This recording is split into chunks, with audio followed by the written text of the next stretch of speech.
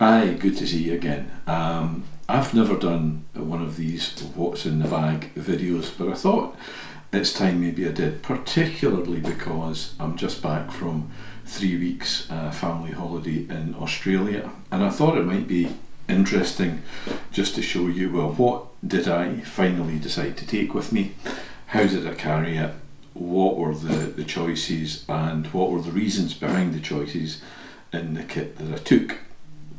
So bear with me, we'll dig right in.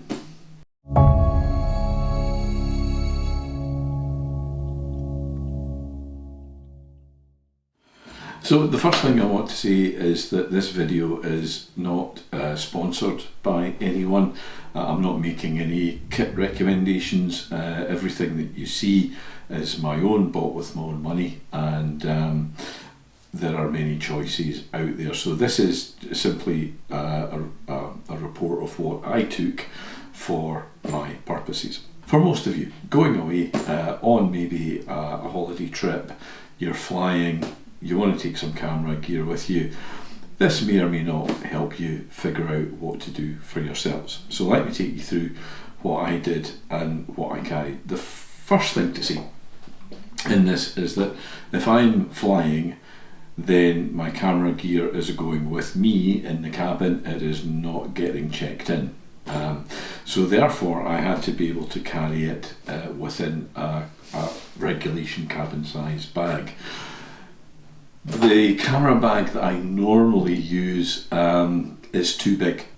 So I hunted around, found this bag, which is a fairly standard cabin size carry-on bag.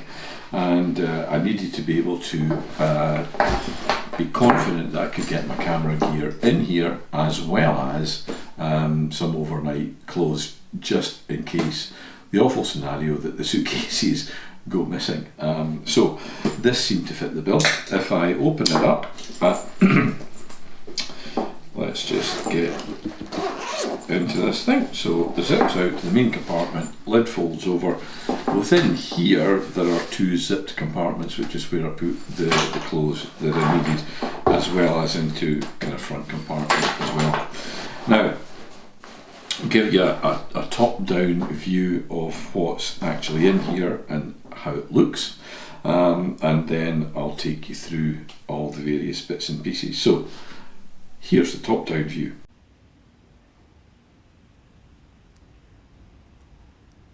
Now, let's go into this. What's actually in here? What did I take? Why did I take it? Well, again, it's important to say this was a holiday. It was a family holiday, just my wife and myself.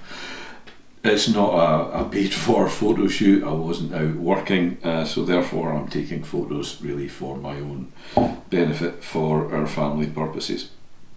But I wanted the capacity to be creative. You know, you're a photographer, you want to be creative. So I decided to take the EOS 7D as my main stills camera.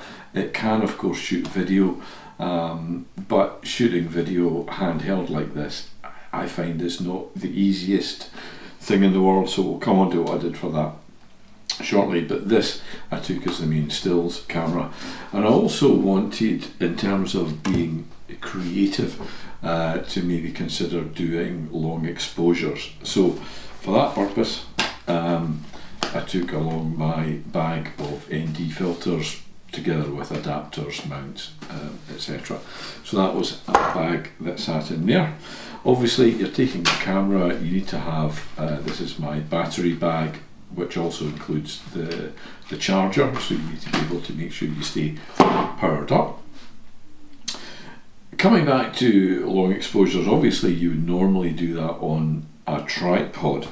I didn't want to carry a big tripod with me, so I took the risk of putting in this little GorillaPod and decided just to work with that, and I think it worked out pretty well. You've got to be careful, obviously, that you get a good firm foundation and that everything is nice and steady. In this bag, various odds and ends, quite significantly in terms of the long exposures, cable release for the camera, Each day, at the end of each day, I downloaded the footage and stills to a hard drive that I took with me.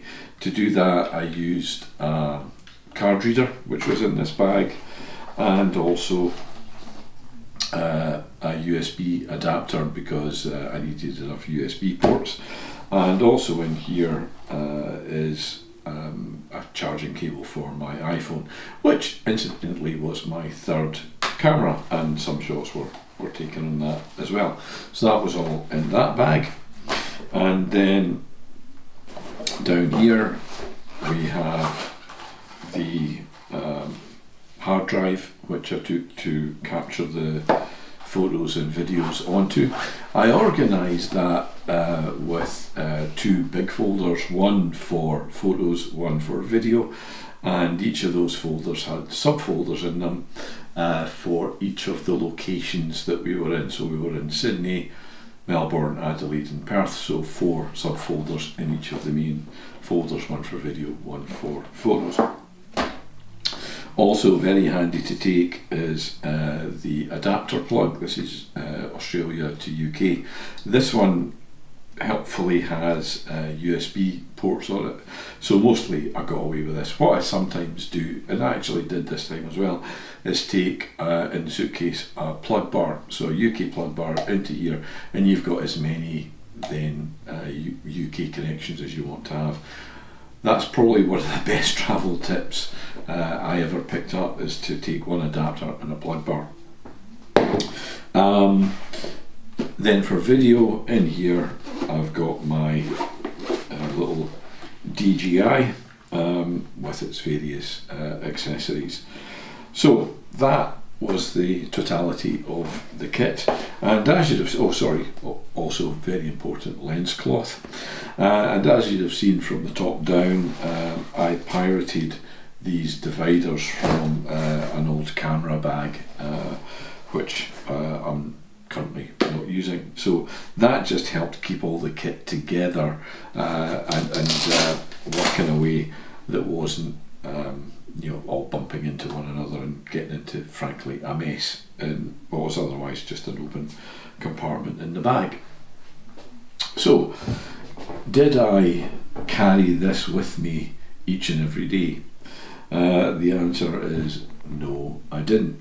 What I tended to do, I will show you just in a moment. So also with me was this Low Pro Tactic bag, which actually travelled inside one of the suitcases. Had one of the suitcases gone missing, the one that contained this, then I would have been carrying this backpack every day. But by and large, it fell down to, I would carry this larger pack if I was intentionally going to do or be in a location where I felt I would want to do a time exposure or have access to the full range of things that I carried with me. Most of the time we had the EOS 7D in here. The lens cloth went into a little compartment at the side, and the DJI also just popped in there quite comfortably, so I could go off each and every day, and I had the DJI at hand, I had the DSLR at hand. That for most days, for most situations, covered me. And that largely is what I packed, why I packed it, and hopefully that might be helpful for you. Coming up just in a moment, some examples of some of the shots that I took, maybe some of the video that I took, just to show you how this kit ended up being used. If you found this helpful, please do give it a thumbs up, click the like button. Do please consider subscribing if you haven't done so already. It just helps get these videos out to more people. So thank you once again for watching. It's been a pleasure to share this with you, and I'll see you in the next one.